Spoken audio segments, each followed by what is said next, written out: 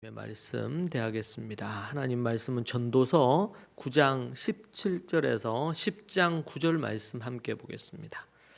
전도서 9장 17절에서 10장 9절의 말씀이 되겠습니다.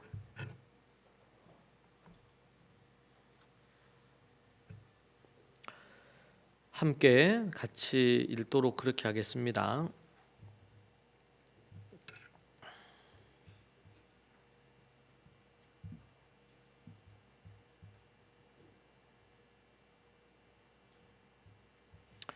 교독에서 읽으십시다. 9장 17절을 제가 읽겠습니다. 9장 17절. 저 앞에 띄워져 있는 것이 우리 개역 개정 성경이 있죠. 예, 저 띄워져 있는 말씀으로 맞죠? 예, 아닌가요? 우리말 성경이? 예. 예, 우리말 성경으로 띄워져 있는데 앞에 띄워진 말씀으로 함께 보겠습니다. 제가 한번 읽겠습니다. 17절 읽고 여러분 교독해서 읽읍시다. 어리석은 사람의 외침보다는 지혜로운 사람들의 조용한 말에 더욱 귀 기울여야 한다.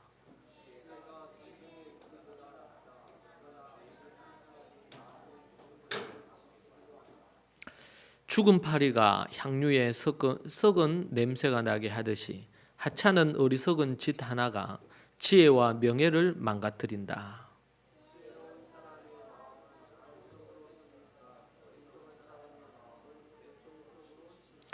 어리석은 사람은 자기가 얼마나 바보인지를 길 가다가 모두에게 드러낸다.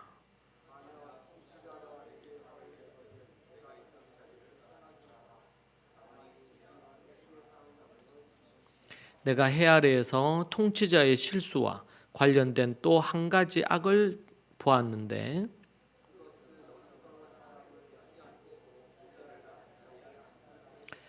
종들이 말을 타고 앉았고 왕자들이 종들처럼 두 발로 걸어가는 것을 내가 보았다.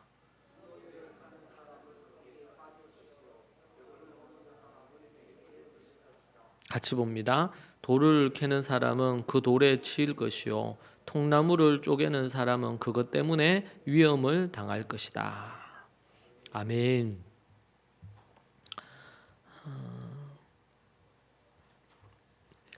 오늘 말씀을 보면 지혜와 어리석음과 관련된 부분에 있어서 우리에게 너무나 잘 얘기를 해주고 있는, 그래서 지혜가 얼마나 중요한지, 그래서 제목을 지혜의 쓸모다, 지혜가 얼마나 중요한지에 대한 것을 우리가 살피게 되고, 또 어리석은 자들의 모습이 어떤지를 우리에게 잘 보여주고 있는 부분입니다. 그래서 우리가 어떻게 살아야 할지, 그것을 우리에게 말해주는 그런 부분이라고 볼 수가 있겠습니다. 가난하지만 이 지혜로운 사람은 악한 군대나 왕보다 더 위대하다고 우리에게 말하고 있습니다. 하나님께서는 자신을 경외하며 성경을 깊이 연구하고 그 말씀을 실천하려고 하는 자들에게 하나님께서 그들에게 지혜를 선물로 주십니다. 또한 지혜를 갈구하고 갈망하는 것이 필요합니다. 우리가 하나님의 말씀 보고 기도하고 이렇게 합니다. 그렇게 할 때 우리의 마음에 가지고 있어야 될 게 뭐냐면, 하나님, 이 세상을 살아갈 지혜를 주옵소서. 여러분, 솔로몬이 그가 왕이 되기 전, 왕이 될 때 정말 잘한 게 있죠. 그가 어떻게 했습니까? 자신은 어리고 부족하다, 경험이 없다. 당연히 그렇죠. 어리고 이제 막 왕이 돼야 되는 이런 상황이니까요. 그런데 자신을 말하잖아요. 자신은 경험도 부족하고 지혜도 부족하다. 그런데 하나님이 주신 이 백성들을 다스려야 되는데, 하나님, 나에게 지혜를 달라고, 이 백성들을 잘 이끌 수 있는 지혜를 달라고.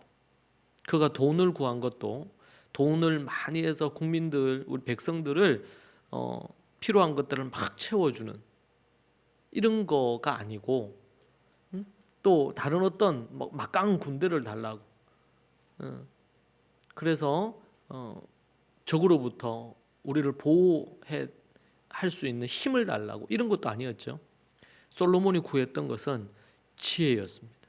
하나님, 지혜를 주십시오.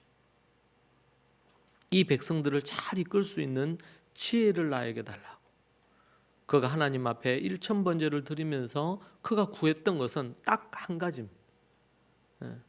지혜를 달라는 거예요. 또 하나는 뭡니까? 자신을 위해서 구하지 않았죠.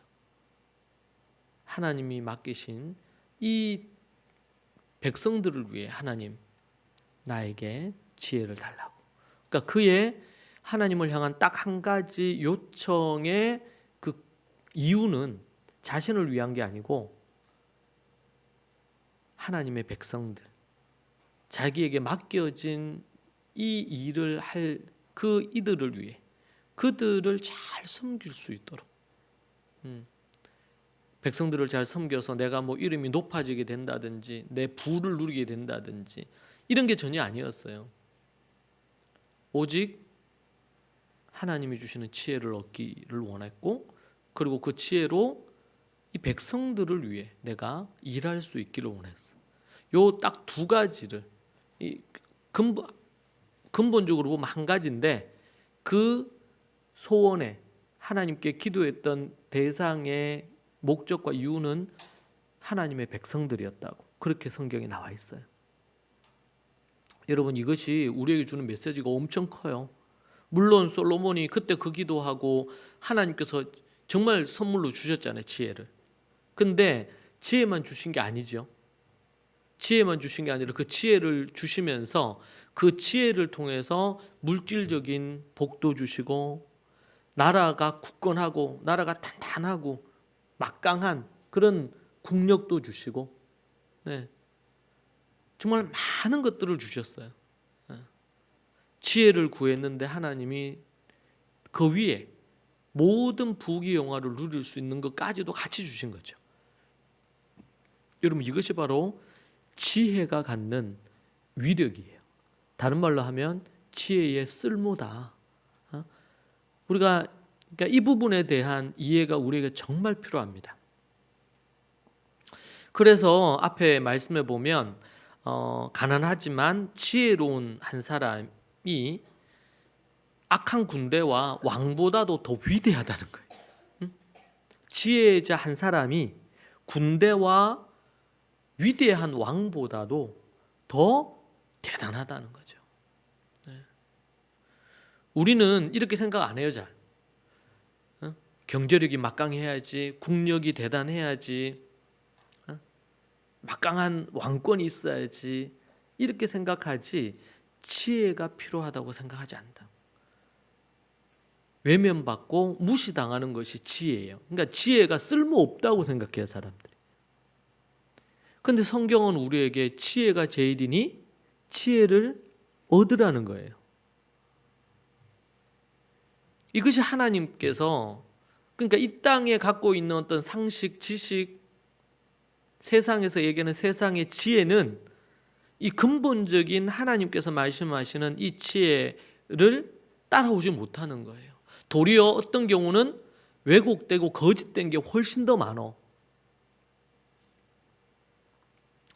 하나님께서는 자신을 경외하면서 하나님의 말씀을 연구하면서 뭐를 찾는 자들에게, 뭘 찾아요? 지혜를 찾고 구하는 자들에게 하나님께서 그 지혜를 허락하시고, 그리고 군대보다도 권력보다도 경제력보다도 탁월한 그것을 주신다는 거예요. 여러분, 이 땅에는요, 모든 이걸 우리 삶에 가져와 보면 우리가 아이들이 태어나서 아이들을 교육하고 이렇게 할 때 지혜를 갖추도록 교육하고 훈련해야 되거든요. 그런데 그렇게 하지 않고 어떻게 해요? 지식 교육만 진땅 하는 거예요. 심지어 최근에도 제가 뉴스 보니까 거의 수도권 같은 경우에는 사교육비로 쓰는 돈이 거의 120만 원에서 150만 원 매달 쓴대요. 지방에는요 5, 60만 원 쓴대요. 사교육비만. 여러분 그렇게 해서 얻고자 하는 게 뭐예요? 좋은 대학 가는 거 아니겠어요? 좋은 대학 가서 좋은 데 취업해서 그렇게 하는 이유가 뭐야? 좋은 직장에 딴 거 있어요? 돈 많이 주는 직장. 그걸 추구하면서 살잖아요. 그 아이가 갖고 있는 뭐 달란트가, 은사가 뭔지, 재능이 뭔지, 어떤 것에 관심이 있는지, 또 그 아이가 갖고 있는 특징들이 있는데 그 특징을 잘 살릴 수 있는 일은 어떤 일인지, 이런 것 관련된 걸 충분히 고려하고 생각하고 이렇게 해서 하기보다는 인생을 어떻게 살아야 될지 필요한 것을 생각하는 건 지혜거든요. 근데 그 지혜에 대해서는 한 번도 가르치질 않아요.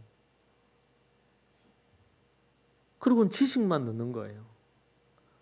여러분 그러니까 나중에 그런 이들이 성인이 됐어요. 어른이 됐어요. 인생을 행복하고 즐겁고 의미 있게 살 수 있겠냔 말이에요. 그렇게 절대로 못 사는 거예요. 이게 사람들은 군대를 원해요. 권력을 원해요. 그죠? 경제력을 원해요. 돈을 원해요. 출세하는 성공을 원해요. 우리 크리스찬들도 그런 것을 막 추구하고 살지 않아요? 여러분 그런 것들은 필요한 것들이죠. 그런데 더 근본적인 건 뭡니까? 지혜란 말이에요. 지혜. 오늘 보세요. 17절에 어리석은 사람의 외침보다는 지혜로운 사람들의 조용한 말에 더욱 말하는 거예요. 귀 기울여라. 어리석은 사람들이 호통치고 외치고 때로는 선동하고 막 이렇게 하는 것들이 있을 때 거기에 사람들은 뭔가 긴장하면서 반응을 한단 말이에요. 지혜로운 사람의 조용한 말 한마디에 귀를 기울여야 되는데 그러지 않고 요란스럽고 소란스럽고 시끄럽고 막 사람들이 막 떠들썩하게 뭔가를 하는 그러한 것에 사람들은 자꾸 관심을 갖는 거예요. 참 너무 안타까운 거죠 이게. 18절에 지혜가 전쟁 무기보다 낫다는 거예요. 전쟁의 무기보다, 군사력보다, 여기에는 전쟁 무기라는 말 속에 뭐 다른 거 다 들어갈 수 있겠죠. 여러분 그 당시에 전쟁의 무기는 지금처럼 이런 좀 태평한 시대가 아니에요. 평화의 시대가 아니에요. 뭐 최근 들어서 전쟁이 몇 년 전부터 많이 일어났지만, 그러나 그때에는 거의 30년씩 50년씩 전쟁을 계속했거든요. 돌아서면 전쟁이야. 그런 시대예요. 그런데 지혜가 전쟁의 무기보다 낫다는 거예요. 그러니까 얼마나 이게 중요하겠어요. 전쟁의 무기보다 낫다.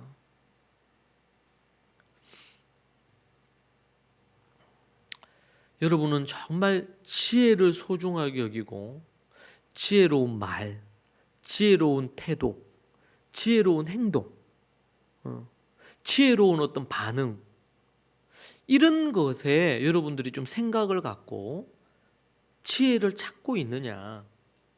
성경은 온통 지혜로 가득한 책인데 그런 지혜를 추구하며 사느냐, 아니면 그런 것보다도 세상이 추구하는 것처럼 군대, 권력, 경제력, 학력, 여러분 이런 것들을 추구하며 사냔 말이에요. 무엇이 진정한 행복을 가져다 주느냐, 그것은 이런 외적으로 보이는 이런 것들 필요하지만 이런 게 아니고 지혜로운 거예요. 지혜로. 우리가 여러분 어떤 사람을 만날 거냐? 지혜로운 사람 만나야 되거든. 겉으로 볼 때는 지혜로운 사람 같은데 좀 이렇게 해보면 그 사람의 말이 지혜롭질 않아. 행동이나 이런 태도가 지혜롭지 않아.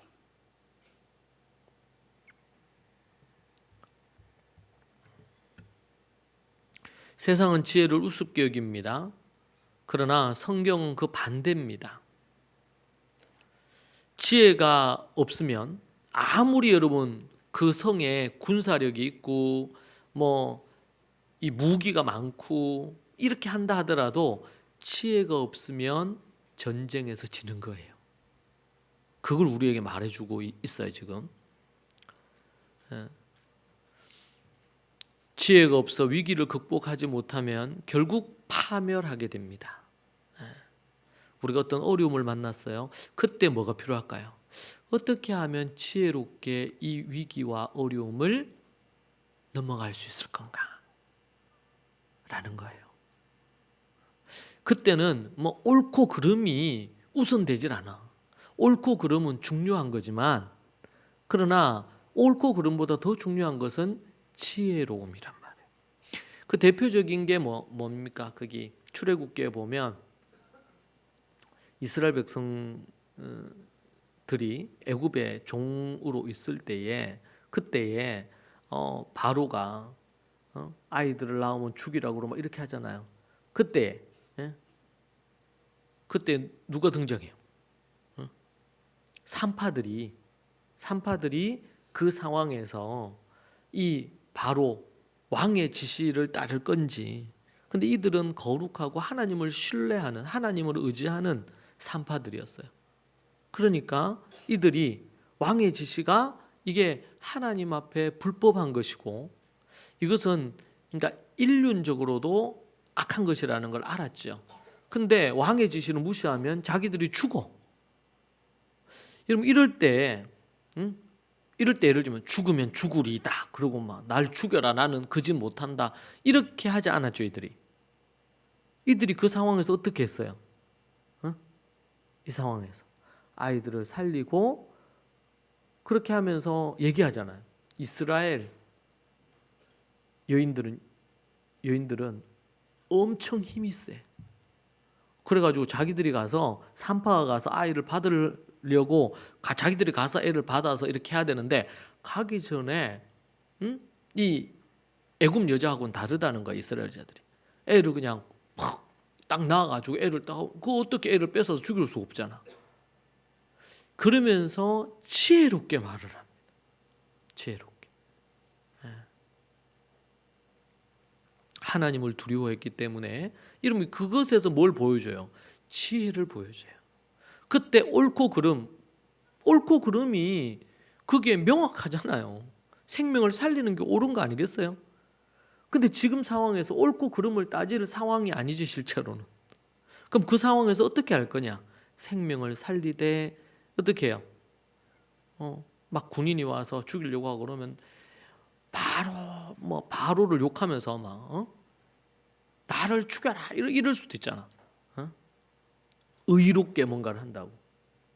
근데 그거는 참 지혜롭질 않아요. 우리가 옳은 거를 해야 돼요. 근데 옳은 거를 어떻게 해야 돼요? 지혜롭게 해야 돼요. 그래서 우리가 많이 생각하고 많이 고민을 해야 돼요.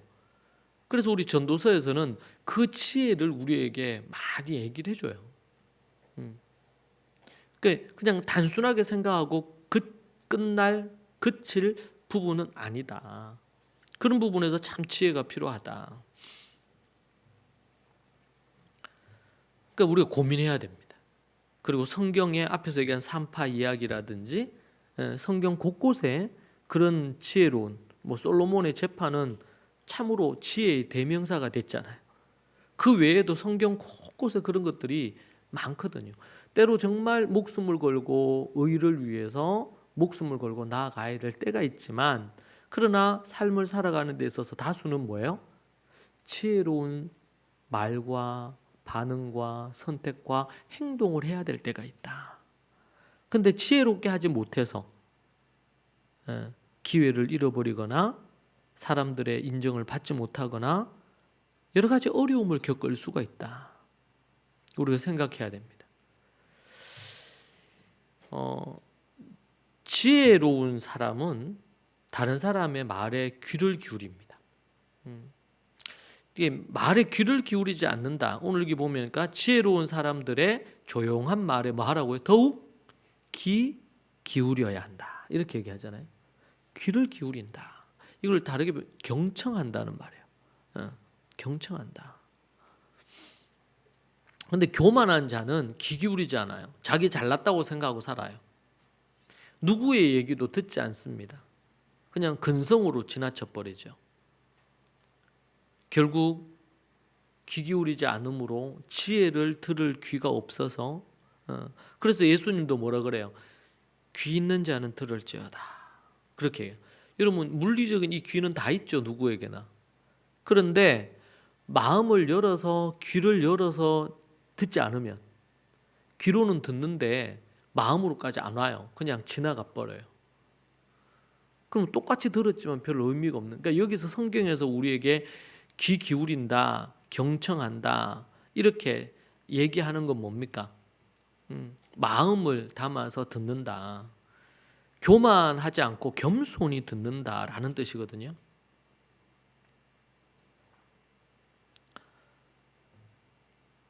왕이 어리석은 자들의 말을 듣고 행동하면 그 나라는 큰 위기를 맞게 되죠. 온 백성이 고통을 받습니다. 귀 기울이는 것, 지혜로운 사람의 말에 귀를 기울인 것. 그러려면 겸손하지 않으면, 교만하면 절대로 귀 기울여 들을 수가 없습니다. 전도자는 지혜가 얼마나 쓸모 있고 얼마나 중요한지를 우리에게 말해 주었습니다. 지혜로운 자의 이 마음은 정말 이렇게 오른쪽으로 기울이고 미련한 자의 마음은 왼쪽으로 기울인다 그랬잖아요. 이 말은 뭐예요? 지혜로운 자는 옳은 길을 따르고 올바른 길로 가고 어리석은 자는 미련한 길로 간다. 오른쪽, 오른손이라는 의미는 힘, 명예, 권위, 능력, 구원, 올바름, 선함 이런 의미를 갖고 있습니다. 왼손은 연약함, 어리석음, 수치, 악함, 멸망, 그릇됨 이런 의미를 갖고 있는 거죠. 여러분 우리가 올바른 부분의 이야기에 귀 기울이고 거기에 반응하는 태도, 자세를 갖는 것이 너무나 중요하다. 자, 이에 반해서 이와는 반대로 10장 1절을 보니까 죽은 파리가 향유에 썩은 냄새가 나게 하듯이 정말 값비싸고 정말 향이 좋은 향수죠. 향수가 있는데 거기에 죽은 파리가 거기에 해요. 그러면은 썩은 냄새가 난단 말이에요. 그러면 썩은 내가 진동을 하는 거예요. 이것은 뭘 비유하냐면 하찮은 지혜롭지 못한 어리석은 행동 하나가 지혜와 그 사람의 명예와 영예를 다 어떻게 해요? 망가뜨린다는 의미예요. 정말 우리에게 주는 지혜의 메시지죠. 그래서 어리석은 사람은 자기가 얼마나 어리석은지를 잘 몰라. 바보 같은 짓을, 바보 같은 말을 하고 바보 같은 행동을 하고 이렇게 하는지를 잘 모르는 거예요. 어리석음이 얼마나 파괴력이 있는지, 썩은 그 냄새가 값비싼 향유 하나를 다 쓸모없게 만들어 버리거든요. 어리석은 자는 스스로 자신의 어리석음을 깨닫지 못한다는 거고 지혜로운 척해요. 자기가 지혜로운 줄 알아요. 그러면서 다른 사람을 또 훈계해요. 어리석은 사람이. 참 너무 좀 꼴불견이죠. 훈계하면서 자신의 어리석음을 드러내고, 그러나 지혜로운 사람은 사람을 옳은 길로 이끌어주고 어리석은 사람들은 그릇된 길로 이끌어가는 거예요. 다른 사람들은.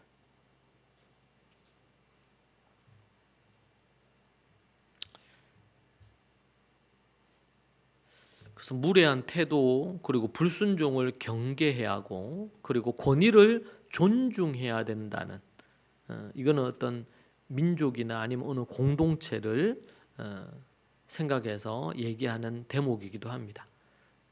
그래서 권위를 존중하라. 권위와 법이 정말 제대로 서야 되거든요. 그렇지 않으면 사회 질서가 무너지게 되고 뭔가 가진 자들이, 기득권자들이 자기들 마음대로 뭔가를 하려고 하는 그런 부분들이 만들어집니다. 그 어리석음의 여러 가지 세 가지 특징이 우리가 나타납니다. 세상은 이 어리석은 이 세 가지의 모습으로 나오는데, 하나는 뭐냐면 통치자가 어리석은 사람을 높은 자리에 올리고 지혜롭고 존귀한 사람을 낮은 자리에 앉히는 것이 그 첫 번째고, 두 번째는 남을 해치고 함정을 파는 자가 결국 그 함정에 빠져든다는 것입니다. 자기의 땅을 넓히려고 남의 담을 허물거나 그렇게 하는 나쁜 짓을 하는 거죠. 속이는 거죠. 경계선을 잘못되게 하려고 하는 거예요. 그럴 때 담 안에 숨어있던 뱀에게 확 물리는 거예요. 그런 일을 당할 거라는 거예요. 그냥 자기 꾀에 자기가 당하는 것과 같은 거고, 모르드게를 죽이려고 했던 하만이 에스더서를 보면 모르드게를 죽이려고 했잖아요. 그런데 그래서 모르드게를 달아 죽이려고 했던 거기에 자기가 달려 죽잖아요.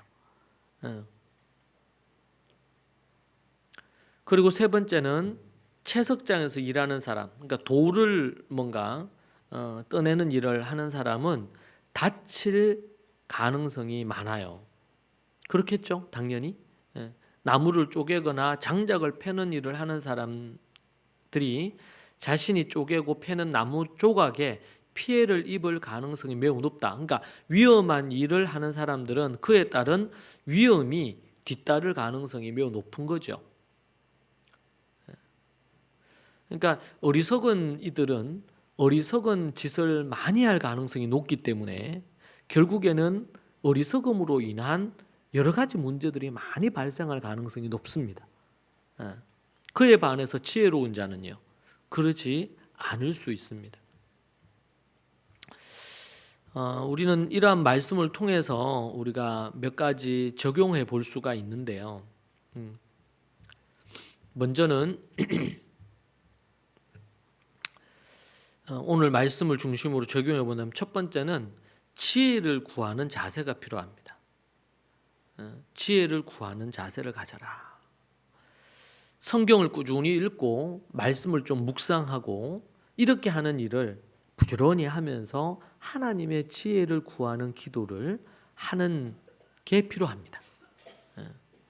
성경을 꾸준히 읽고 묵상하면서 하나님의 지혜를 구하라. 지금 우리 잠언이나 전도서 말씀을 연구하고 이렇게 하면서 이 잠언과 전도서에서 우리에게 주시는 하나님의 지혜를 구하는 게 필요합니다. 이미 기록된 지혜가 많잖아요. 그렇죠? 경험적 지혜. 이런 지혜를 구하는 부분이 필요하다. 그리고 현명한 사람들의, 지혜로운 사람들의 조언에 귀 기울이는 것이 필요합니다. 자녀들은 부모님이나 아니면은 또 뭐예요? 지혜를 줄 수 있는 그런 분들에게 조언을 듣고 그것에 마음을 둘 필요가 있습니다.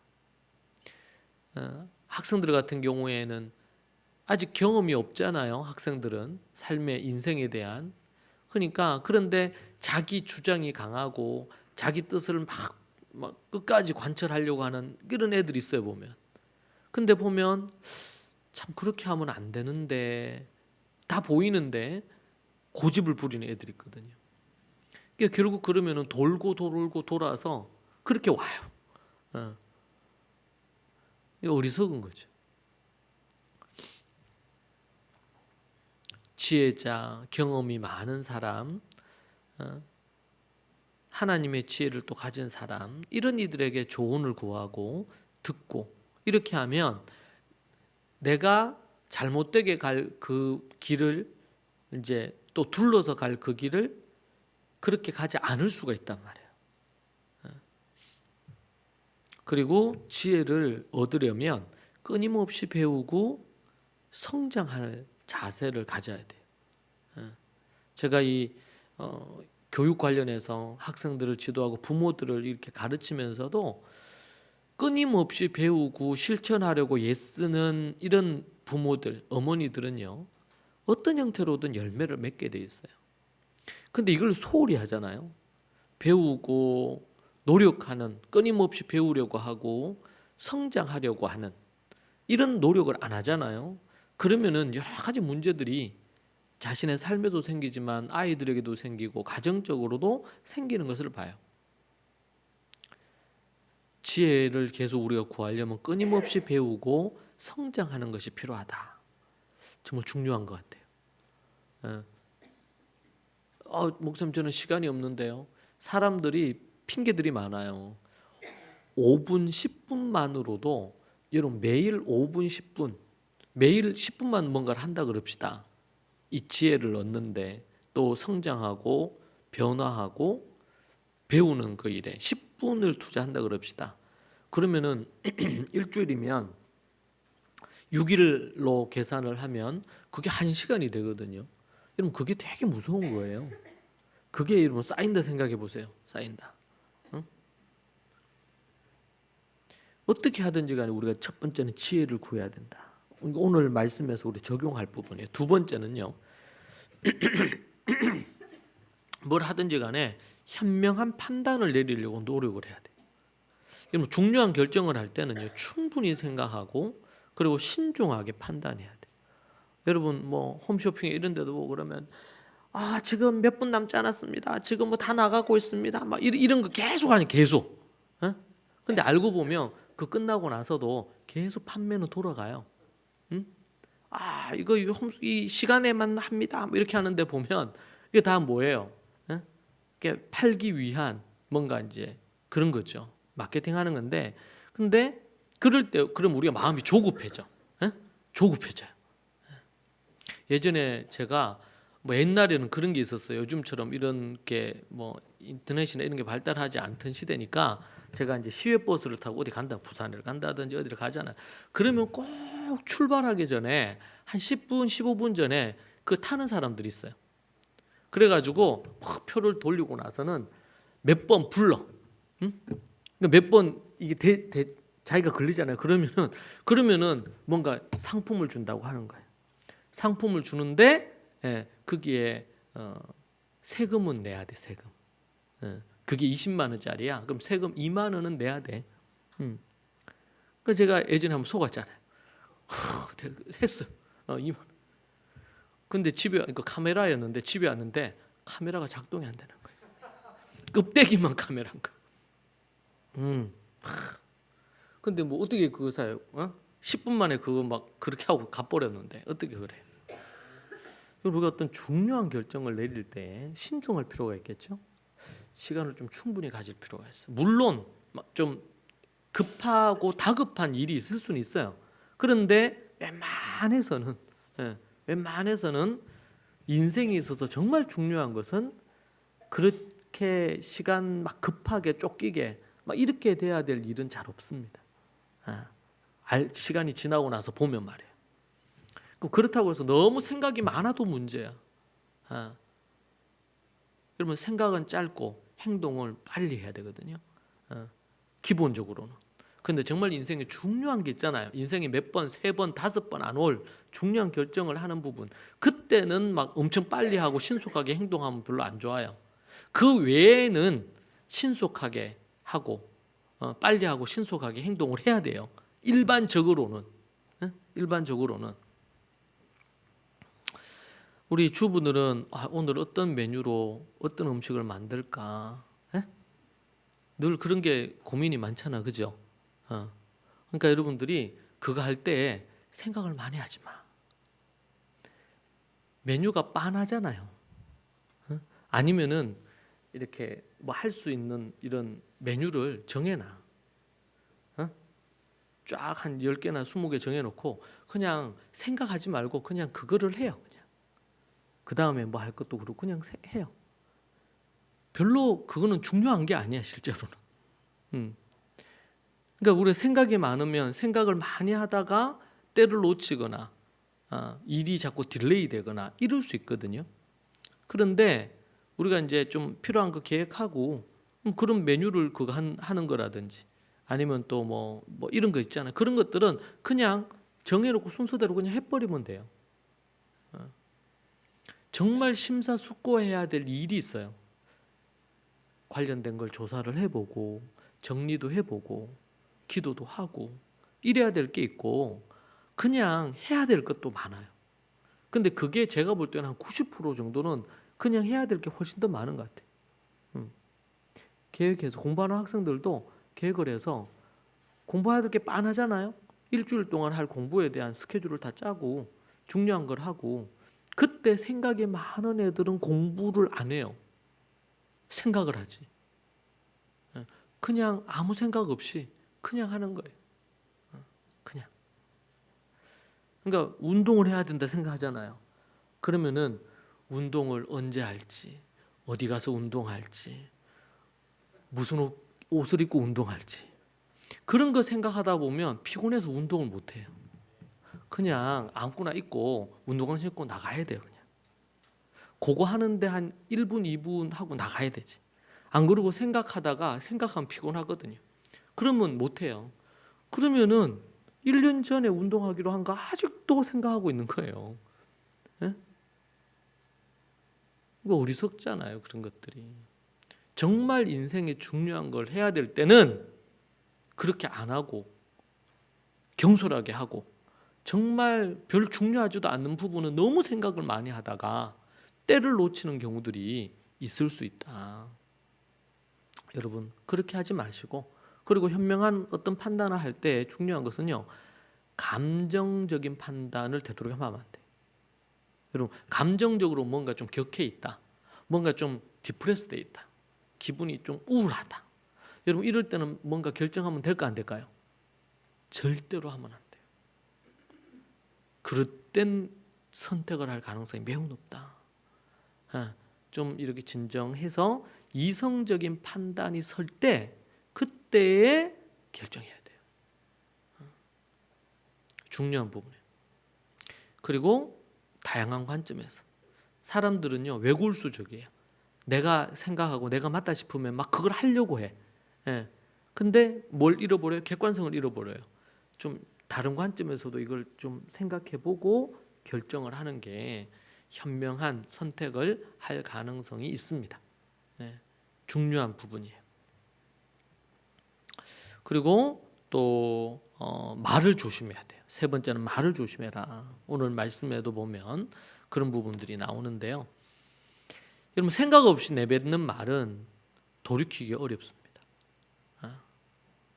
생각 없이 내뱉는 말들은. 그래서 말하기 전에 한 번 더 생각하고 그리고 또 상대의 어떤 그런 부분들을 헤아려 보고 뭔가를 하고요.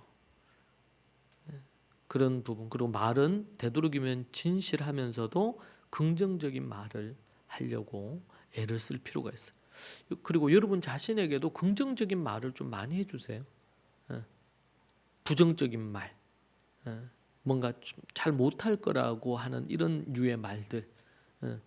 그래서 여러분 그 사람의 말을 들어보면 이 친구가 지혜롭게 인생을 잘 살지 안 살지를 알 수 있거든요. 그런 게 어떤 거냐면 부정적인 말, 우울한 말, 비관적인 말, 뭐 잘 되겠나 이런 거. 그래서 보면은 이 커뮤니케이션 관련된 이쪽에서 일하시는 분들이 공통적으로 하는 말이 그런 거예요. 정말 성공하는 사람들의 말의 특징을 보니까 어떤 위기가 왔을 때, 이런 말을 많이 한대요. 한번 해보자, 길이 있겠지. 이런 말을 한대요. 뭔가 길이 안 있겠나? 잘 되겠지. 한번 해보자. 이런 말들을 똑같은 어떤 상황의 어려움을 만났는데도 그런 말을 주로 하더라는 거예요. 그 사람들은. 이거 참 중요한 거예요. 안 그러고 부정적인 말, 자기 자신의 자존감을 깎아내리는 말, 이런 말들이 자꾸 올라온다는 거죠. 그러니까 주로 이제 어릴 때부터나 부정적인 말을 많이 듣거나, 이제 그러면 그럴수록 더더욱 스스로가 스스로에게도 긍정적인 메시지를 안 줘. 여러분이 누군가가 지쳐 있고 힘들어하고 이렇게 하고 그러면 격려하고 힘을 불어 넣어 줄 거 아니에요. 지금 지쳐 있고 실패한 사람한테 그래 네가 그럴 줄 알았다 이런 말은 우리 잘 안 하잖아요. 그런데 자기 자신에게는 자꾸 그런 부정적인 얘기를 한다는 거예요. 응? 자존감을 자꾸 떨어뜨리는 말들, 응? 네가 그렇지 뭐 어쩌고 저쩌고 이런 부정적인 말들을 입에 생각으로 많이 하고, 그래서 그런 말을 하잖아요. 생각이 그 사람의 인생을 결정해요. 어떤 생각을 하느냐 그것이 마음에 담겨서 그것이 입 밖으로 나오잖아요. 예. 그래서 이제 말의 위력 뭐 이런 얘기 하는데, 오늘 말씀에도 보면 말을 조심하는 거, 진실되게 하되 긍정적인 말을 하는 거. 예. 그래서 이제 보면은 뭐 우리나라에서 힐링 콘서트 하고 이렇게 한다면서 하시는 우리 김창옥 이런 강사님 같은 경우, 그런 분들이 그런 분들이 그런 얘기 하잖아요. 많은 이런 분들 상담도 많이 하고 이렇게 하는데, 그렇게 해 보니까 특별히 우리 이제 자매님들이 이제 귀 기울일 필요가 있어요. 예. 자기는 맞는 말만 한대. 예. 틀린 말 안 한대. 맞는 말만 한다는 거예요. 근데 문제는 맞는 말을 되게 기분 나쁘게 말한다. 예. 맞는 말인데 그 맞는 말을 상대가 남편이나 듣기에 되게 기분 나쁘게 얘기한대.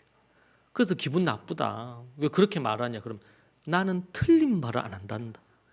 맞는 말만 한다는 거예요. 여러분 그게 정말 기분 안 좋거든요. 올바른 바른 말인데 그건 뭐예요? 기분 나쁘게 얘기하는. 정말 말이 중요해요. 말이.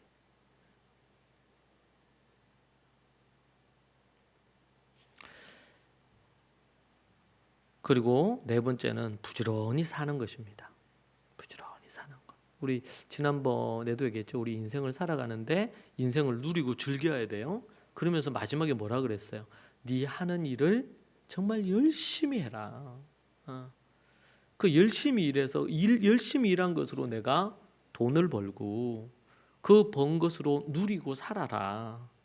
그래서 너에게 주어진 일을 정말 기쁘고 즐겁게 일해라. 그런 얘기를 하잖아요. 게으름은 실패로 가는 지름길이죠. 게으른 사람은 어디에도 쓸 수가 없어요. 여러분 공부하는 학생이 게으르다 생각합시다. 제대로 꼼꼼하게 계획해서 제대로 실행을 해서 공부를 잘할 수 없겠죠. 일하는 사람도 어디 취업을 했는데 그 직장에서 게을러. 저 사장 눈 피해가지고 막 그냥 대충 그냥 어느 정도만 하려고 하고, 그렇게. 고 우리 정주영 회장이 이제 아무것도 없잖아. 아주 깡촌에서 이렇게 해가지고 도시로 나와가지고 그 사람이 어디 가게 일을 하게 돼. 점원이 된 거야. 점원이. 근데 그 이 정주영 씨가 그런 얘기를 했대요. 정말 그 직원으로 일을 하는데 정말 열심히 일을 하는 거예요. 정말 열심히 일을 해서 자기가 거기가 이제 쌀 가게에서 처음 일을 했던 것 같아요, 분이. 그래서 자기가 그 당시에는 사람들이 와서 쌀을 사가잖아요. 그런데 아이디어를 내 가지고 쌀을 이거를 어디에 자전거 이런 데 싣고 다니면서 쌀을 파는 거야. 그걸 처음 한 사람이래요. 예. 뭐라 그럴까? 이제는 이제 돌아다니면서 파는 거지. 아이스케이크 팔듯이. 그런 식으로 쌀을 막 그렇게 한 거예요.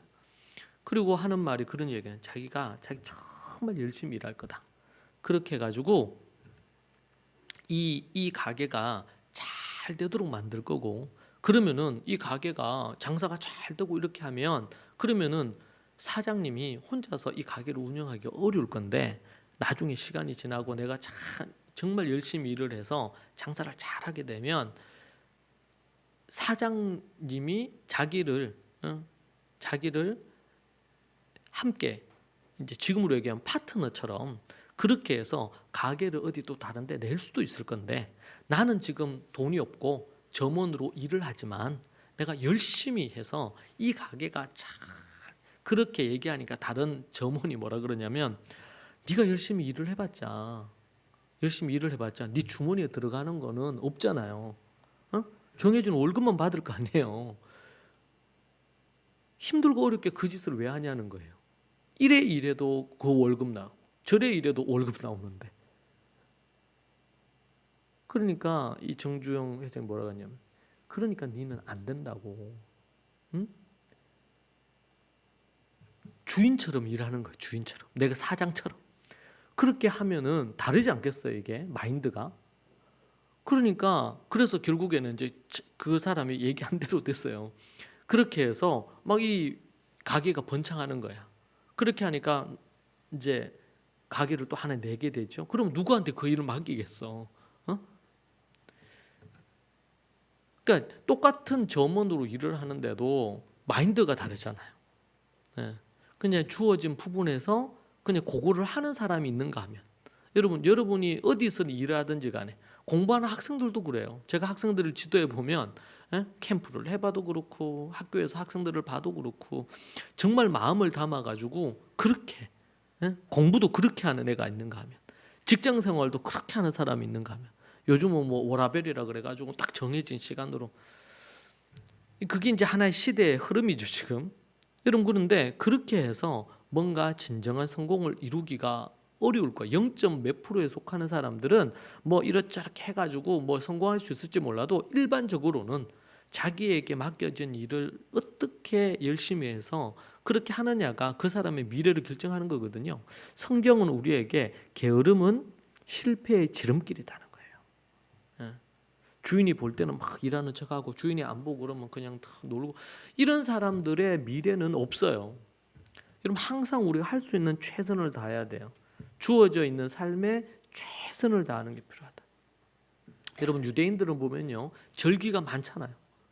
절기가 많아. 여러분, 이제 우리 10월 달 되면 절기가, 이제 유대 절기가, 이스라엘의 여호와의 절기가 쭉 이어져요. 나팔절부터 시작해서 쭉 초막절까지 해가지고 쫙 이어져요. 그 말은 뭐냐면 그게 다 공휴일이거든요, 이스라엘에서는. 근데 매달 공휴일들이 너무 많은 거야. 그래서 여러분 어떻게 해야 돼요? 쉬는 날이 많다는 거잖아요. 그래서 유대인들이 정말 열심히 일을 해요. 일을 해야 되는 그때에는 철저하게 일을 해. 예, 아침부터 해서 아주 새벽, 거기는 이제 낮에 일찍 너무 더워지니까 새벽부터 해가지고 일을 합니다. 4시 되면 깜깜해지니까 4, 5시 되면. 그럼 새벽부터 일을 해요. 그렇게 부지런히 일을 하고 5일 동안, 6일 동안 부지런히 일을 하고, 그리고 나서는 이제 안식일 아니면 또 절기가 된다든지 이런 절기들이 워낙 많으니까 그때는 어떻게 해요? 일할 수 없잖아요.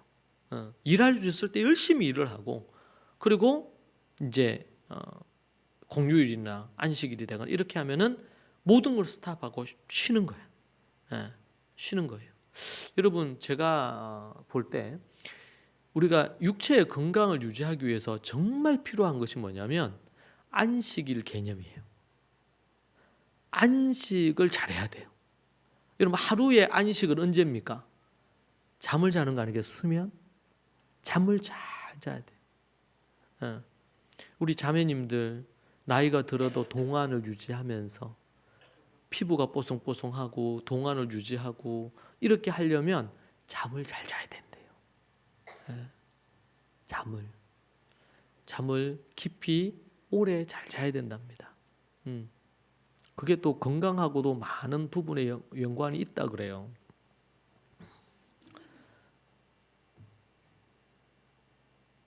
그리고 우리가 우리 인생에 부지런히 살고 일해야 될 때 정말 집중해서 열심히 일하고 쉬어야 될 때 잘 쉬고, 이런 어떤 패턴을 갖는 게 참 중요하죠. 최선을 다해서 일하고 또 책임감 있게 뭔가를 하고, 내가 나에게 어떤 일이 맡겨졌을 때 그 일을 내가 최선을 다해서 하고, 직장에서 내가 어떤 일을 한다. 그럼 그 일에 아주 전문가가 되도록 자기를 개발하고 이렇게 해서 열심히 하는 거죠. 그러니까 소위 말해서 이제 프로가 돼, 프로가. 그 일에 있어서는 어떻게든 내가 잘 할 수 있도록. 여러분, 나는 이제 어떤 경우 나는 전업주부다. 그러면은 주부, 가정에, 저는 그거를 가정사역자라고 얘기했잖아요, 제가. 가정을 그거 하는 어머니다. 나는 어떤 일을 밖에 나가서 일하는 게 아니라 내가 그걸 한다. 그럼 거기에 전문가가 돼야 돼. 그러면 나중에 그 일을 통해서 하나님께서 또 쓰셔요. 뭐든 간에 시간을 효율적으로 잘 활용하고 게으르지 않게 시간을 낭비하지 않고 그렇게 우리가 부지런히 살아야 됩니다.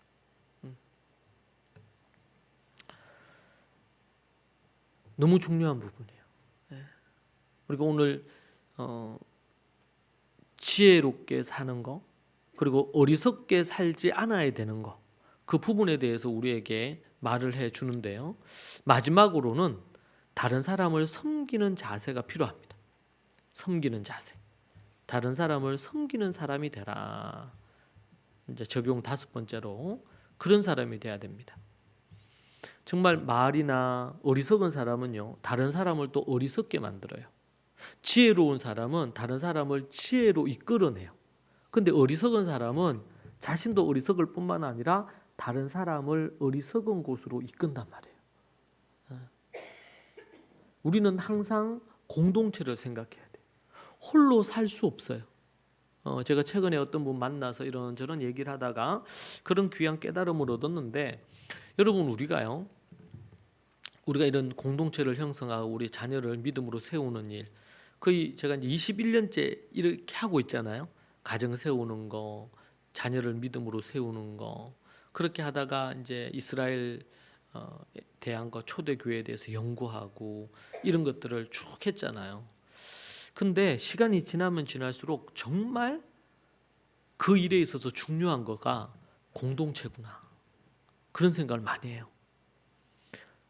같은 부분에 마인드를 갖고 응집력 있게 사람들이 마음을 같이 한 사람들의 그룹들이 필요해요. 그룹들이. 그래서 어떤 경우는 우리 캠프 와서 아이들이 많이 이렇게 깨달음을 얻고 은혜도 받고 막 변화됐어요. 그런데 삶의 자리로 돌아가서, 근데 그게 뭐야?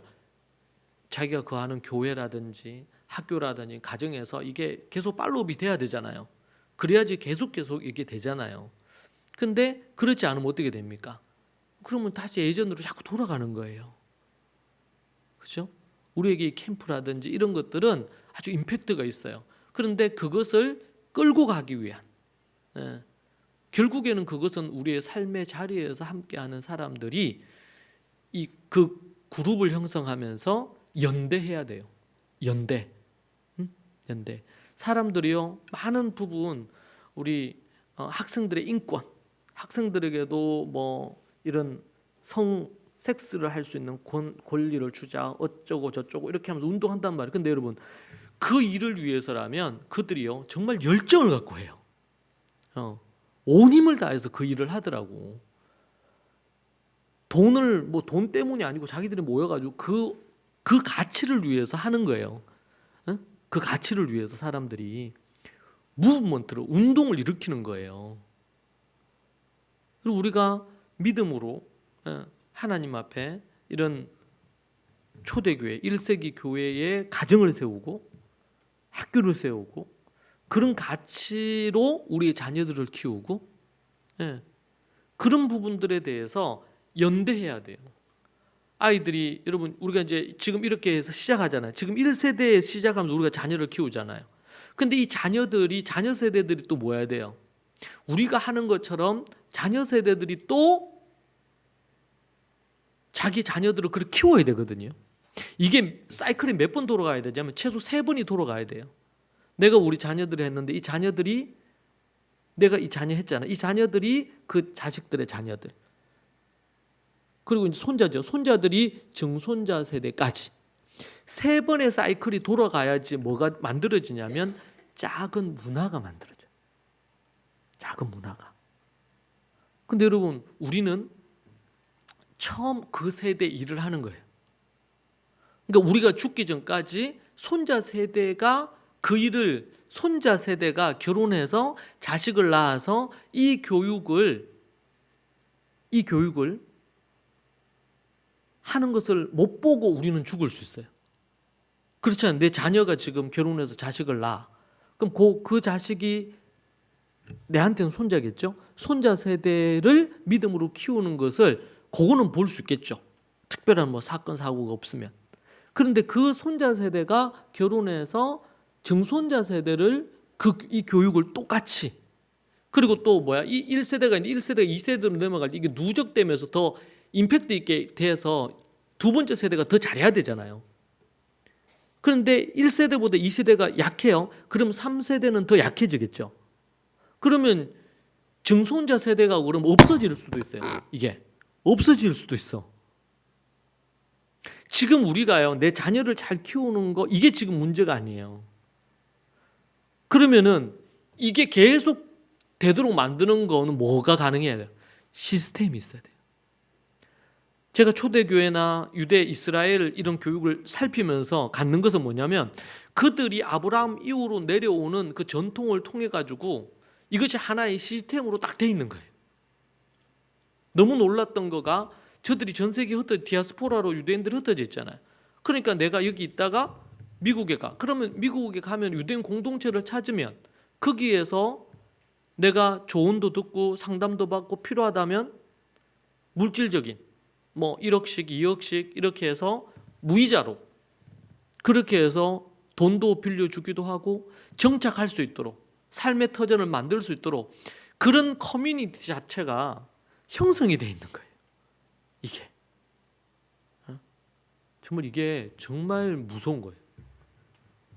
근데 여러분, 이거 원래 우리 교회 안에, 교회가 그런 연대를 갖고 하도록 돼 있잖아요. 교회는 이미 우리가 그렇게 구성이 돼 있잖아, 우리가.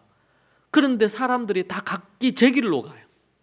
자기 이권만 찾아서 가요. 자기 생각을 따라서 한단 말이에요. 그러면 뭐가 안 돼요? 그래서 제가 그 얘기를 해요. 여러분, 우리 크리스찬들이 여러분 일본 가까운 일본만 가도요, 일본에는 기독교 이 도서들 이런 시장이 없어요. 크리스찬 인구가 워낙 적으니까. 여러분, 쪽수가 적으니까 그럼 뭐예요? 우리로 얘기한다면 주석 성경, 아니면 성경 주석 일본어로 된 게 없어요, 아예. 왜요? 이걸 만들면 누가 사줘야지. 이게 인건비가 나올 거 아니야. 이걸 연구하고 번역하고 이렇게 한 부분에 대한 거를. 근데 그렇게 해줄 부분이 안 되는 거야. 그러면은 그쪽 분야가 발전을 해, 안 해요? 발전 안 해요. 제가 그때 가서 놀랬던 게, 제가 이제 우리 부모대학 5학기를 하면 이제 성경을 연구하잖아요. 다라시하고 이렇게 하는 거를 하잖아요. 그래서 제가 얘기했어요. 다들 이제 다음 시간 올 때에 다 주석을 가져와라. 참조할 만한 주석을 가져오시오. 그리고 우리는 성경 보면 좀 몇만 원만 주면은 성경 있고 그 밑에나 옆에 주석이 달려 있잖아요. 좀 설명이 달려 있는 성경이 많잖아요. 근데 제가 그거 몰랐죠. 우리나라 서점에서 살 수 있는 것처럼 그럴 거라고 생각을 한 거야. 내가 경험했던 거는 그런 거니까. 근데 이제 제가 그 얘기하고 강의 다 끝나고 나서 이제 내일 이제 모일 때 그거 가져와야 되는 거예요. 근데 이제 담당한 목사님이 저한테 와서 얘기하는 거예요. 목사님, 일본에는 없대, 그런 게. 그냥 일본어로 된 성경만 있지 거기에 관주가 돼 있거나 주석이 돼 있는 게 없어요. 지금은 또 있는지 모르겠는데 없어요. 그러니까 주석 자체는 더더욱 없지. 주석 자체가. 그러니까 영어가 되는 분들이 영어 관련된 책을 볼 수는 있는데 일본어로 된 게 하나도 없는 거예요. 그러니까 제가 그때 마음에 일본어로 된 주석을 번역을 해서, 좋은 정말 주석을 번역을 해서 일본어 주석을 하나 내주고 싶은 마음이 막 제 마음에 들더라고. 근데 그거 쉽지 않죠. 예. 이게 번역자를 사서 그런 분들은 히브리어나 헬라어도 잘하고 이렇게 해서 번역을 잘할 수 있는 이런 분들을 모셔야 되는데 이제 적지 않은 돈이 들겠죠.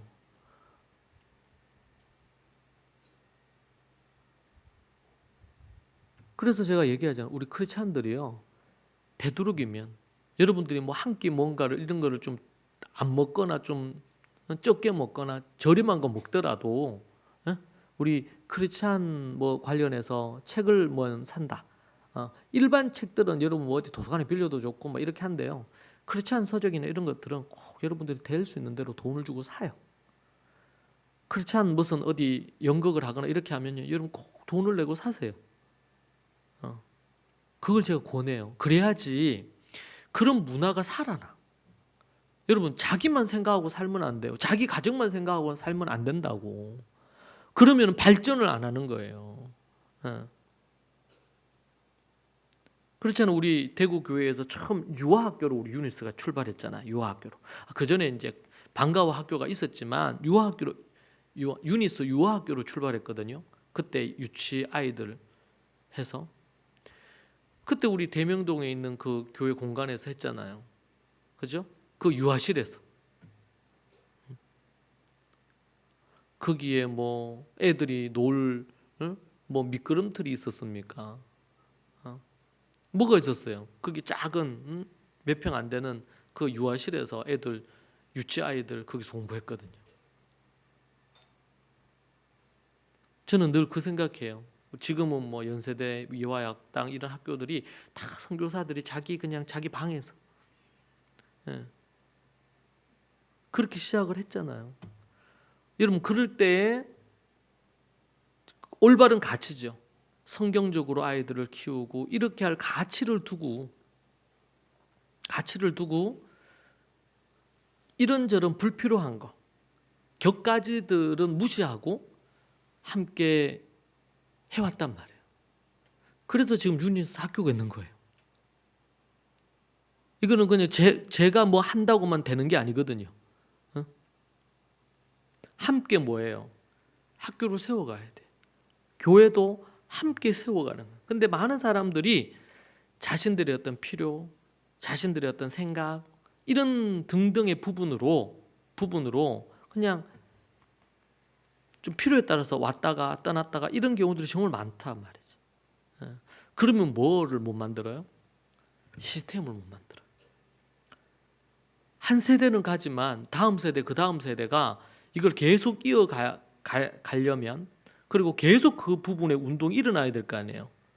지금 우리 자녀들이 유니스를 다니는 것뿐만 아니라 우리 손자 세대들이 이러한 학교가 필요하겠죠. 지금부터 그걸 준비해서 만들어 놓지 않으면 그러면 그때는 없는 거예요. 그때는. 그래서 미국이 보면 홈스쿨을 했어요. 근데 여러분 그게 50년이 채 안 돼서 다 없어졌어요. 부음이 일어났던 게 다 꺼져 버렸어요. 이거 뭐예요? 여러분 크리스찬들이 정말 이기적이에요. 보면. 자신에게 좀 필요하고 그러면 딱 하고 안 그러면 언제라도 그걸 안 해요. 그러면 뭘 못 해요? 큰 일을 못 해요. 큰 일을. 그리고 뭔가 뭐 어떻게 하는 거에 제가 예전에 홈스쿨 우리 대구에서 처음 제가 홈스쿨 시작한 지 얼마 안 됐는데 제가 홈스쿨 모임을 시작했거든요. 그때 우리 저 향교협회 있을 때였어요. 그래서 저희 교회 오픈하고 그래서 주변에서 많이 왔어요. 경산에서도 오고 막 그렇게 했어요. 근데 시간이 지나면서 개척한 지 얼마 안 된 상황이니까 비용을 좀 내면 좋겠다. 제가 그분들한테 그렇게 얘기해요. 한 10가정 됐나? 그래서 뭐 단돈 뭐 몇만 원이라도 그렇게 하면은 모일 때 전기도 쓰고 물도 쓰고 뭐도 다 쓰잖아요. 근데 여러분 제가 그 얘기하고 나서 대부분의 사람들이 그만뒀어요. 제가 그걸 보고 느낀 게 저는 그때 홈스쿨 그걸 하면서 거의 매주 아니면 2주에 한 번씩 제가 서울 갔거든요. 왜냐하면 배워야 되니까. 제가 제 아내하고 매주 서울 갔어요. 그래서 거기 미금 쪽 그쪽에 경기 그쪽 거기에 이제 홈스쿨 미국 선교사들이 와 있었으니까 거기 가서 보고 그러면 거기 가서 그분들 만나면요 그 전날 올라가서 모텔 잡아서 하루 이틀 묵고 그게 다 뭡니까? 한 번 움직이면 제하고 제 아내하고 움직이면 그때 교회 개척하고 나서 뭐 재정적으로 그게 어디 있어요? 근데 거기 가치를 두고 그렇게 했거든요. 근데 그때 제가 그렇게 하고 나서 이제 좀 당연하다 생각하고 제가 그 얘기를 꺼냈는데 그러고 나서 대부분의 사람들이 같이 안 하시더라고요. 그러면서 제가 이게 마음이 다르구나 이게. 자신들에게 필요에 따라서 이걸 하지만 언제라도 그 부분에 어떤 필요가 조금 덜하다 싶으면 언제라도 놓을 수 있겠구나. 이분들이 도움을 받기를 원하고 뭔가를 하기를 원하는데 거기에 대한 대가는 지불 안 하려고 해요. 크리스찬들이 공짜를 너무 좋아해요. 저는 그런 거 너무 싫어요. 제가 이제 이 사역을 하다 보면요, 뭐 이렇게 좀 어떤 분은 어려운 분들도 있고 그럴 수 있잖아요. 그래서 막 요청을 해요. 그래서 예전에는 요즘은 제가 그런 걸 안 합니다만, 제가 직접 관여를 안 합니다만은 예전에 그런 게 있고 그러면은 그냥 안타깝잖아요. 그러면 그냥 하시라고 이렇게 했단 말이에요. 근데 참 이상한 건요, 그렇게 해줬잖아요. 배려를 해줬잖아요. 근데 그런 분들이 꼭 나중에 뭔가 원망 불평이 많어. 또 이렇게 다 있다가 나가서 막 욕을 해요. 그런데 정말 멀리서 와서 정말 어려운데 그런 분, 어떤 분은 어려운데 얘기를 안 해. 나중에 제가 알게 돼. 다 끝나고 나서 알게 되죠. 근데 그런 분들은 정말 생활하고 먹기도 힘든데 정말 아끼고 어떤 경우는 굶으면서 모아서 거기 뭐 세미나를 온다든지 컨퍼런스에 오는 거예요. 이분들. 여러분, 그런 분들은 그렇게 해서 배우고 그렇게 적용하면서 늘 감사 편지가 와요. 그런데 그렇지 않고 다는 그런 거는 아닙니다만은 그런 요청을 해서 이렇게 배려를 해줬잖아요. 비용을 안 받고 이렇게. 근데 그런 분들이 꼭 문제를 일으키더라고요. 참 희한하죠.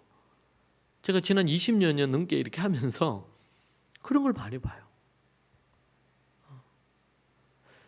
여러분, 그러면 안 돼요. 그런 사람들이 복을 받을 수가 없어요. 그런 사람들.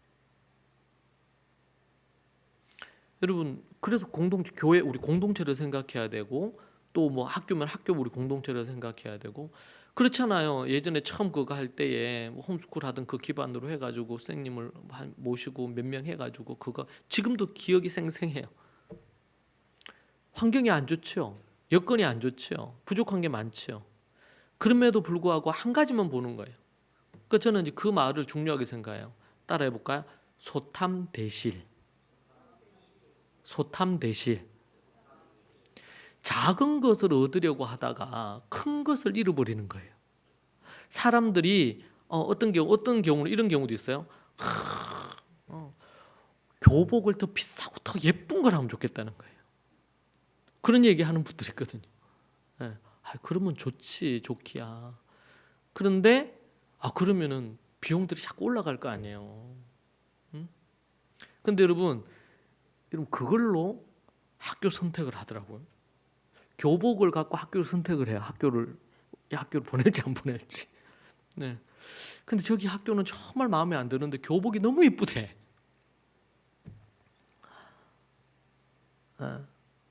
뭐 여러 가지 부족한 게 있을 수 있죠. 어떤 거든 간에. 그런데 정말 제가 볼 때는 작고 그렇게 하는 건데 그 작은 거 작은 것을 탐하려고 하다가 뭘 잃어버려요? 큰 걸 잃어버리는 거예요. 큰 걸. 여러분, 함께 마음을 담아서 함께 뭔가를 교회도 세우고 또 가정들이 함께 연대해서 뭔가를 하는 것도 세우고 홈스쿨이 될 수도 있겠죠. 또 학교도 세우고 그러려면 희생이 요구가 되죠. 헌신이 요구가 되는 거예요. 여러분, 희생과 헌신이 없이 만들어지는 것 이 땅에 하나도 없어요. 가정도 여러분, 가족 구성원들의 희생과 헌신 없이 가정이 제대로 세워지나요? 세워질 수가 없어요. 교회도 그렇고 학교도 그래요. 학교도.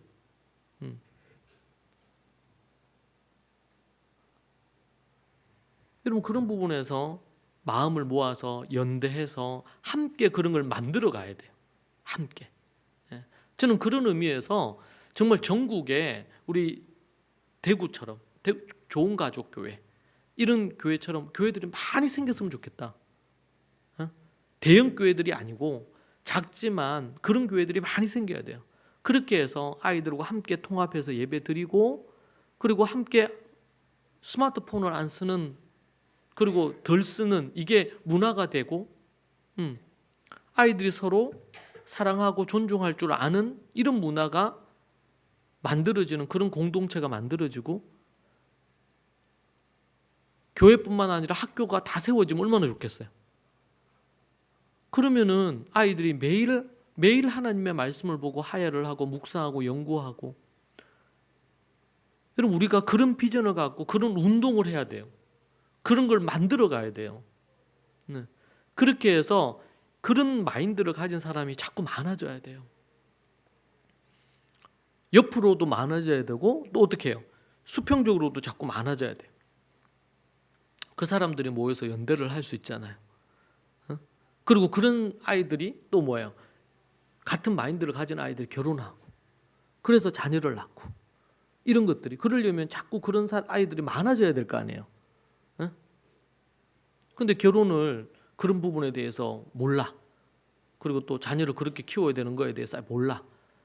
그런 사람들을 만나면 얼마나 힘들겠어. 가정을 세우는 데 있어서도. 그죠?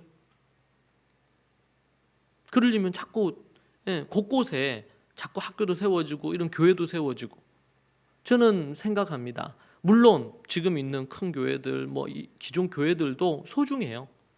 저는 그런데 정말 1세기 초대 교회를 지향하는 교회들이 자꾸 곳곳에 세워져야 된다. 그래야지 희망이 있어요. 그리고 그런 학교들이 자꾸 동네마다 세워져야 돼요. 아멘입니까? 여러분 그것이 장기적으로 희망이에요. 우리는 살다가 주님 앞에 갈 건데 다음 세대, 그 다음 세대, 그 다음 세대 계속 이 운동이 일어나야 되잖아요. 그게 우리에게 희망이 돼야죠. 안 그러고 우리는 이렇게 하는데 이제 자녀, 손자 세대가 됐을 때 주님 버리고 떠나는 애들이 자꾸 생기고, 증손자 세대가 됐을 때 이 세상의 한국 교회의 그 분위기에 휩쓸려 가지고 애들이, 제가 최근에도 이렇게 들으니까 그런 얘기 하더라고요. 애들이 우리 그 가정 중에 어떤 가정들 애들이 했는데 중등부에 갔대. 어느 교회 중등부를 갔는데 그 아이들이 이미 중학생 때 이성교제하고 진도 어디까지 나갔냐 그러고, 애들 대화가 교회 안에서 중학생들이 모여서 대화하는 대화가 그런 대화를 한다는 거예요. 그러니까 보내면 보낼수록 뭐예요?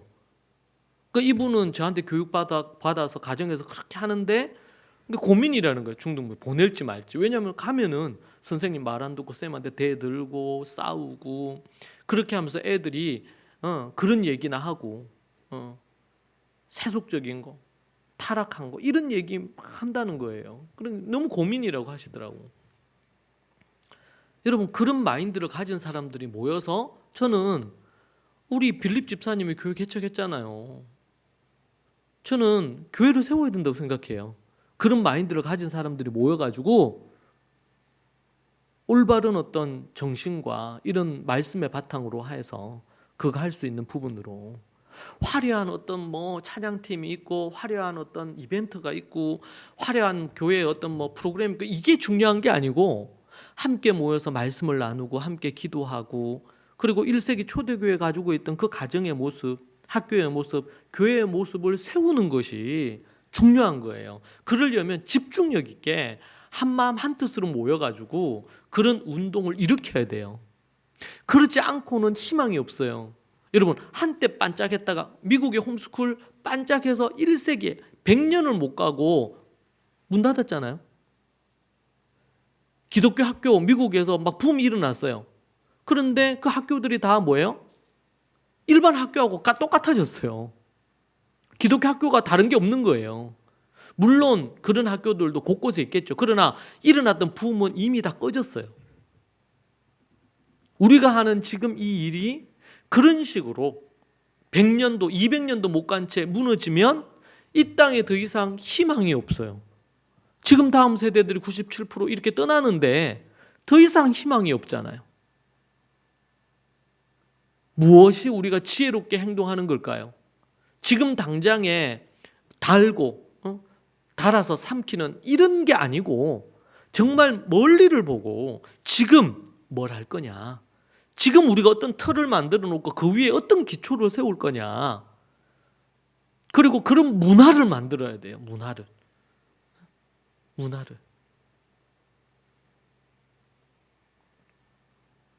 우리 교회 식구들이 그런 부분들에 대한 저한테 그런 교육을 받고 이렇게 했잖아요.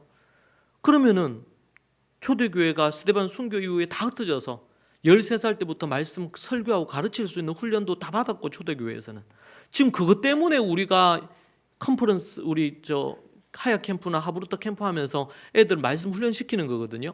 애들이 설교를 그렇게 해서 말씀을 전하는데 감동적이다, 너무 잘한다, 박수치고 이렇게 하려고 하는 게 아니고, 걔네들이 그런 마인드를 갖고 스데반처럼 빌립처럼 살게 하는 게 목적이에요. 나중에 그런 애들이 모여가지고 그런 교회를 세울 수 있어야 되잖아요. 그렇지 않다면 희망이 없어요. 나중에 제가 그렇게 해서 저도 이제 나이 들고 앞으로 길게 제가 해도 한 20년 넘게 하겠어요? 기본적으로. 그럼 그 이후에는 어떻게 돼야 되겠어요? 이걸 계속 이어갈 수 있어야 되잖아요. 이 비전을 계속 만들어갈 수 있어야 되고, 더 우리 자녀 세대들이 그 일을 확장하고 그 일을 해야 되겠지. 여러분, 우리가 긴 안목으로 뭔가를 하지 않으면 결국에는 한 세대에 반짝했다가 없어지는 거예요. 뭐든 간에. 그런 일이 기독교 역사 속에 정말 많아요. 그럼 어떻게 그걸 할 거냐? 어떻게?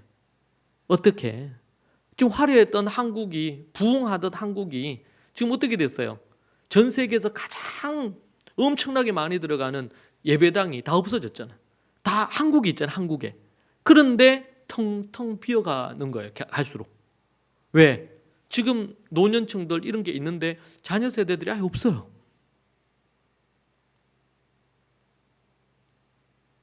채 100년 지나고 나서 이렇게 무너지고 있거든요. 제가 이 일을 시작한 지가 20년이 좀 넘었는데, 이 운동이, 이 일이 1세기 교회를 세우는, 가정, 학교 교회를 세우는 이 일이 나중에 100년이 지났을 때 계속 이게 이어질 수 있을 건가? 이게 뭘 해야 될 건가?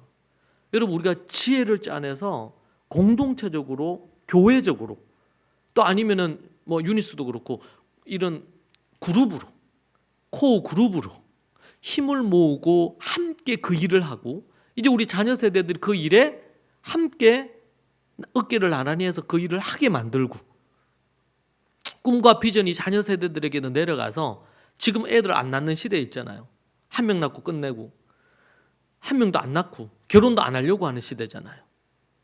이걸 우리가 어떻게 극복할 거냐? 우리 자녀 세대들은 계속 이걸 이어갈 수 있을 거냐? 우리처럼 자녀를 3명씩 4명씩 낳고 살 거냐? 이걸 만약에 못한다 그러면 끝나는 거예요. 그것이 우리에게 더 큰 과제입니다. 당장 우리에게 필요한 것도 있겠죠. 근데 우리가 장기적인 안목을 갖고 지금 뭔가를 해야 됩니다. 그렇지 않으면 미래에는 희망이 없어요. 사랑하는 여러분, 우리가 지혜를 갖고 살아야 되겠습니다. 지혜롭게 반응하며 살아야 되겠습니다. 어리석은 사람들은 아주 짧은 기간만 생각하고 살아요. 근데 멀리를 보고 살아야 돼요. 그래서 하나님의 뜻을 우리가 이 땅에, 그래서 우리가 떠나더라도 여전히 그 일이 계속되어지도록 만들어야 돼요. 그것이 바로 지혜입니다. 우리가 지금 전도서 잠언을 연구하면서 너무 은혜를 받아요. 여러분, 이 가르침을 어떻게 자자손손이 계속, 어떤 분이 그런 얘기 하더라고요. 평생 전도서 설교를 이렇게 1장 1절부터 끝까지 들을 수 있는 기회가 없고, 잠언도 우리가 자기가 다른 교회에 있었으면 그런 설교를 못 들었을 거라는 거예요. 그 정말 들어보니까 정말 그런 것 같아요. 그 얼마나 은혜가 더 좋아요. 근데 이게 어떻게 해요? 자자손손이 이 잠언과 전도서의 말씀을 묵상하고 연구하고 이렇게 될 수 있는 공동체 커리큘럼과 시스템을 어떻게 만들어 놓을 거냐. 너무 중요하죠. 저는 그렇다고 생각합니다. 제가 통으로 지금 10몇 년 동안 계속 성경을 한 권씩 설교하고 있잖아요. 제가 땡기는 걸 설교하지 않아요. 땡기는 주제만 갖고 설교하지 않아요. 물론 절기가 되거나 어떤 뭐 우리가 수양회를 하거나 이렇게 하면 그때 제가 다루죠. 그러나 메인은 성경 그냥 책 한 권을 그냥 하는 거예요. 여러분 그 책 한 권을 그냥 하는데 그 안에서 우리가 얻어지는 것들이 엄청나요. 저는 한국 교회가 책을 한 권씩 성경을 그렇게 연구를 하고 묵상하고 설교를 한다면 엄청난 놀라운 일이 일어날 거예요. 근데 그렇게 안 하잖아요. 그러니까 균형 잡힌 신앙을 가질 수가 없는 거예요. 교회가 늘 전도하는 것만 설교하는 거예요. 신약의 일부분만 설교하는 거예요. 신앙의 균형을 잃어버리는 거예요. 얼마나 많이 병들어 있습니까? 한국 교회가 얼마나 심각하게 타락해 있습니까? 우리가 깨어서 근신하면서 정말 지혜롭게 어리석지 않게 살아야 될 줄로 믿습니다. 같이 기도하십시다. 오늘 이 말씀을 붙들고 같이 기도했으면 좋겠습니다. 오늘 들은 말씀으로 기도하십시다. 혹 여러분